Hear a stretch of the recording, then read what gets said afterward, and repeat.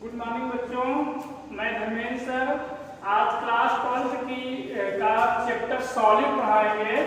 तो सबसे पहले हम यहाँ पर देखते हैं कि ठोस होता क्या है। तो वे पदार्थ जिनके निश्चित द्रव्यमान, आयतन एवं आकार होते हैं तथा जिनके अवयवी कणों के बीच अंतरा आणविक दूरियां लघु और अंतरा आणविक बल प्रबल होते हैं, उसे ठोस कहते हैं। आपने पिछली कक्षाओं में आपको सिर्फ यही बताया गया है कि वे पदार्थ जिनके निश्चित द्रव्यमान, आयतन एवं आकार होते हैं उसे ठोस कहते हैं। पर यहाँ पर कुछ हमने और बातें ऐड कर दिया है क्योंकि ये जानना आपके लिए बेहद जरूरी है। तो एक बार परिभाषा फिर से हम आपको रिपीट करा रहे हैं और आप ध्यान दीजिएगा कि जब भी आप परिभाषा को पढ़ें तो उस परिभाषा में जितना कुछ आप ठोस के बारे में ऐड कर सकते हैं, जोड़ सकते हैं, उतना ही सही परिभाषा आपकी होती है। तो वे पदार्थ जिनके निश्चित द्रव्यमान, आयतन एवं आकार होते हैं तथा जिनके अवयवी कणों के बीच अंतरा आणविक दूरियां लघु मतलब छोटी होती हैं और अंतरा आणविक बल प्रबल होते हैं, उसे ठोस कहते हैं। अब थोड़ा सा मैं आपको यहाँ पर अंतरा आणविक दूरियों के बारे में बताना चाह रहा हूँ। तो यहाँ पर देखिएगा कि जैसे ठोस है तो इसमें जो अवयवी कण है वो काफी पास व्यवस्थित होते हैं। अवयवी कण क्या है? जिनसे ठोस बना हुआ है उसे हम अवयवी कण कहते हैं। तो इसके और इसके केंद्र के बीच की जो ये दूरी है, आपने देखा कि इसको बाहर बना दिखाते हैं कि इस तरह से। तो ये जो इसका केंद्र है इस अवयवी कण का और इस अवयवी कण का जो केंद्र है, इन दोनों के बीच की जो दूरी है, इन दोनों के बीच की जो दूरी है उसी को क्या बोलते हैं? अंतरा आणविक दूरियां। अब देखिए आप यहाँ पर ठोस में जो अवयवी कण है वो काफी पास हैं, तो इसलिए ये जो दूरियां होती हैं वो छोटी होती हैं। और अंतरा आणविक बल ये क्या होता है? इन दोनों के बीच जो आकर्षण बल लगता है उसी को हम क्या कहते हैं? अंतरा आणविक बल। तो देखिए जितना ज्यादा ये पास है इसका मतलब ये है कि इनके बीच आकर्षण ज्यादा होता है। इसीलिए जो ठोस में अवयवी कण होते हैं वो अपने सिर्फ माध्य स्थित के चारों तरफ ही वाइब्रेट कर सकते हैं, इधर उधर अपने माध्य स्थित के बाहर नहीं सकते हैं। कहने का मतलब कि उनकी जो व्यवस्था है वो निश्चित रहती है। अब उदाहरण हम देखिए अगर ठोस के, तो बहुत सारे उदाहरण हैं। रबर हो गया, ठीक है, रबर के बाद NaCl हो गया, डायमंड हो गया, यहाँ पर देते हैं डायमंड, ठीक है, सोना चांदी इत्यादि। तो ये इसके एग्जाम्पल हो गए। अब देखिए आपने परिभाषा देख ली। अब यहाँ पर देखते हैं ठोस के गुण। तो ठोस के गुण में इनका द्रव्यमान और आयतन निश्चित होता है। अब ये द्रव्यमान और आयतन निश्चित क्यों होता है? तो देखिए कि जो ठोस है उसमें जो भी द्रव्यमान है वो उस ठोस का बदलने वाला नहीं है, इसलिए द्रव्यमान इनका क्या होता है? फिक्स होता है। आयतन वो जिस रूप में है उस रूप में ही रहता है जब तक कि उस पर कोई बाह्य बल ना लगाया जाए, तो इसलिए इसके आयतन भी निश्चित होते हैं।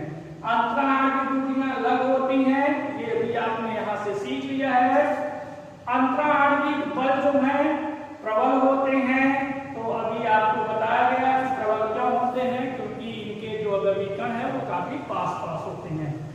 देखिए एक ये बात है यहाँ पर कि जो ठोस है वो असंपीड एवं कठोर होते हैं। तो ये असंपीड क्या मतलब है कि इनको और अधिक दबाया नहीं जा सके। देखिए ये हमारे पास एक डस्टर है, यहाँ पर ये क्या है, ठोस अवस्था में है। अगर हम इसको चाहें कि और इस पर बल लगाकर इसके आकार को हम परिवर्तित कर दें तो नहीं कर सकते हैं। इसका मतलब ये है कि यह असंपीड्य है। अब असंपीड्य होने का जो मुख्य कारण है, इनके अवयवी कणों के बीच खाली स्थान का कम से कम होना। जितना ये पास पास होंगे उतना ही वह असंपीड्य होगा, कठोर होते हैं।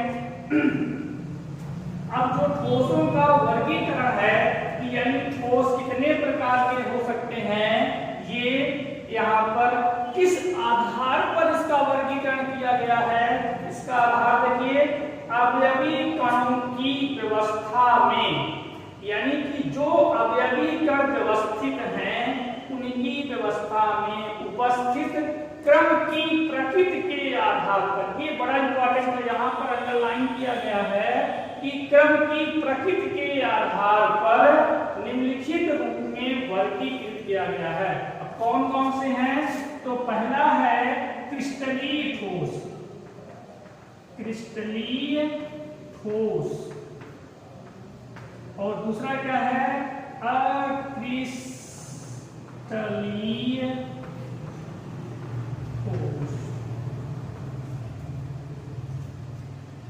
ठीक, तो ठोसों का जो वर्गीकरण है वो दो प्रकार से हम कर सकते हैं, एक क्रिस्टलीय ठोस, दूसरा अक्रिस्टलीय ठोस। अब क्रिस्टलीय ठोस होते क्या हैं, तो आइए इसको देखते हैं।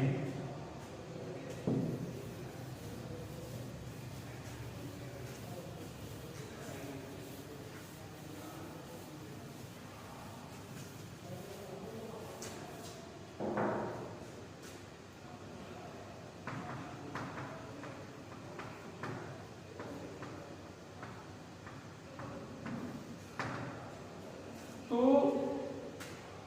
वे क्रिस्टलीय ठोस जिसमें अवयवी कणों की व्यवस्था निश्चित होती है एवं सभी दिशाओं में इन अवयवी कणों की पुनरावृत्ति होती है, उसे क्या कहते हैं हम, क्रिस्टलीय ठोस।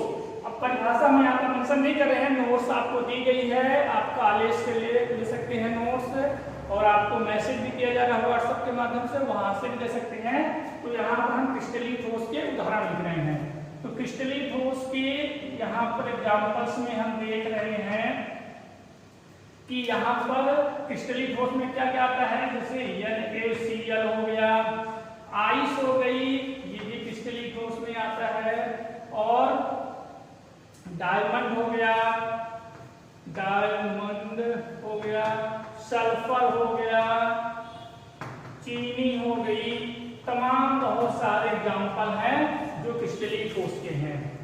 तो क्रिस्टलीय ठोस क्या है, परिभाषा आपने समझ लिया और इसके एग्जाम्पल आपने देख लिया। अब दूसरा है यहाँ पर अक्रिस्टलीय ठोस, अक्रिस्टलीय ठोस। अब अक्रिस्टलीय ठोस क्या होते हैं, तो वे ठोस जिसमें अवयवी कणों की निश्चित व्यवस्था नहीं होती है। फिर से बोल रहा हूं कि वे ठोस या ऐसे ठोस जिसमें अवयवी कणों की निश्चित व्यवस्था नहीं होती है उन्हें अक्रिस्टलीय ठोस कहते हैं।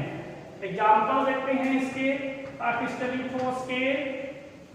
तो अक्रिस्टलीय ठोस के एग्जाम्पल हो जाएंगे रबर, कांच और चारकोल इत्यादि।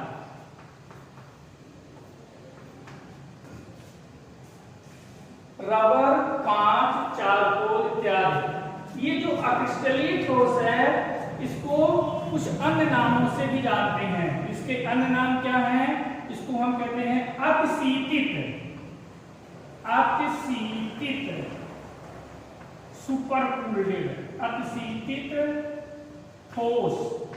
इसी का एक और अन्य नाम है आभासी, आभासी ठोस भी कहते हैं। अब यहां पर ये इसको अतिशीतित ठोस क्यों कहते हैं, तो चूंकि जो अक्रिस्टलीय ठोस होते हैं इसमें बहने का गुण पाया जाता है। किसका गुण पाया जाता है? बहने का गुण पाए जाने के कारण इसको अतिशीतित ठोस कहते हैं। एग्जाम्पल आपने देख ही लिया है और इसको आभासी ठोस भी कहते हैं। अब हम आगे यहाँ पर देखेंगे कि क्रिस्टलीय ठोस और अक्रिस्टलीय ठोस में अंतर, कि इन दोनों में अंतर क्या होता है। अब देखिए आपके सिलेबस में जो अक्रिस्टलीय ठोस है इसके बारे में नहीं पढ़ना है, सिर्फ और सिर्फ आपको क्रिस्टलीय ठोस पर ही फोकस करना है। इसलिए बाकी आगे जो भी चर्चा होगी वो सिर्फ और सिर्फ क्रिस्टलीय ठोस पर ही होगी। तो आइए देखते हैं।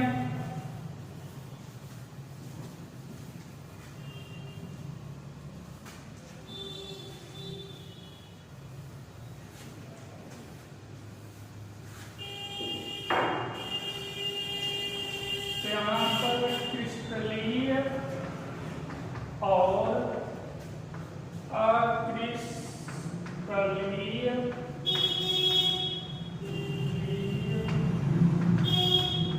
ठोसों में अंतर। तो अब हम यहाँ पर क्या देखने वाले हैं? आगे क्रिस्टलीय और अक्रिस्टलीय ठोसों में अंतर देखने वाले हैं। तो चलिए इसको हम एक टेबल के फॉर्म में कर लेते हैं। तो इधर हम लिख लेते हैं क्रिस्टलीय ठोस और इधर लिख लेते हैं अक्रिस्टलीय ठोस। पहला अंतर क्या होता है कि जो क्रिस्टलीय ठोस होते हैं इनके गलनांक निश्चित होते हैं। क्या होते हैं? गलनांक निश्चित होते हैं और इनके जो हैं वो गलनांक क्या होते हैं? अनिश्चित होते हैं। इसको थोड़ा सा और क्लियर करता हूं अभी। अब देखिए गलनांक निश्चित और अनिश्चित का मतलब क्या है कि जो क्रिस्टलीय ठोस होते हैं ये एक विशिष्ट ताप पर ही द्रव अवस्था में परिवर्तित होते हैं। विशिष्ट मतलब निश्चित ताप पर ही ये द्रव में परिवर्तित होते हैं।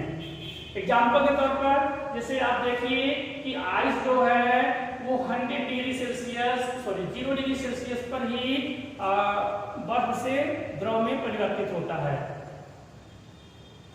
आगे देखते हैं यहाँ पर गलनांक क्रिस्टलीय ठोस में गलनांक जो है अनिश्चित होता है।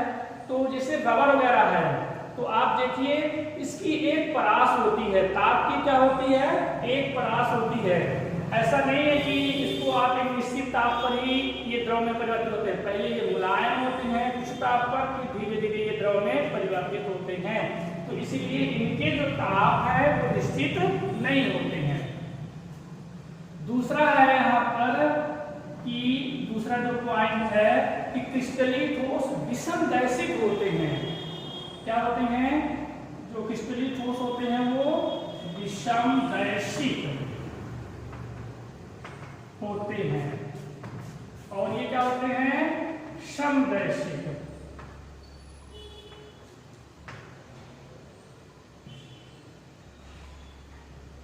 समदैशिक। तो ये विषमदैशिक और समदैशिक क्या है? तो विषमदैशिक का मतलब ये है कि अलग अलग दिशाओं में इनके कुछ भौतिक गुण, इनके मतलब क्रिस्टलीय ठोस के भौतिक गुण अगर अलग अलग होते हैं तो उसे हम विषमदैशिक कहते हैं। और अगर सभी दिशाओं में अगर ठोस के गुण एक समान होते हैं, ठोस के भौतिक गुण एक समान होते हैं तो उन्हें हम क्या कहते हैं? समदैशिक। अब ये भौतिक गुण क्या क्या हैं? जैसे विद्युत प्रतिरोधकता, अपवर्तनांक इत्यादि आप देखेंगे तो क्रिस्टलीय ठोस में अलग अलग दिशाओं में अलग अलग होते हैं। जबकि अकिस्थलीय ठोस में ये अलग अलग दिशाओं में एक ही समान होते हैं, इसीलिए इसको समदैशी कहते हैं। तीसरा है यहाँ पर कि इनको वास्तविक ठोस कहते हैं। क्या कहते हैं? वास्तविक ठोस। और ये जो होते हैं तो क्या कहते हैं? आभासी ठोस। तो ये क्या होते हैं? वास्तविक ठोस होते हैं, और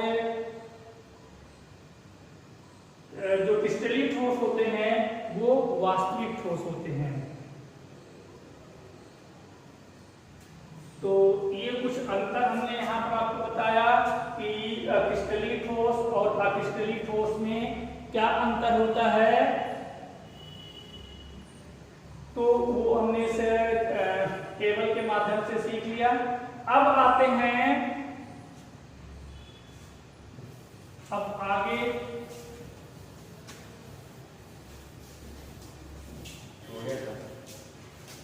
चलिए ठीक है बच्चों, अगले वीडियो में हम इसके आगे और देखेंगे। ठीक है, धन्यवाद।